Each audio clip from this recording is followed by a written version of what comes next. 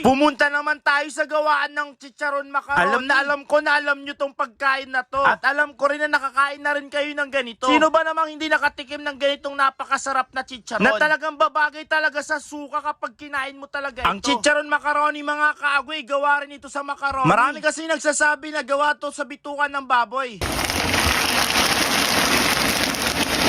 Samahan nyo ako ipakita sa inyo kung paano ginagawa ito. Andito nga tayo sa bayan ng San Carlos sa Barangay Ano. Dahil pumunta nga tayo sa Sitio Riverside kung saan ginagawa nga nilang malutong at quality na chicharong macaroni. Isa nga rin ito sa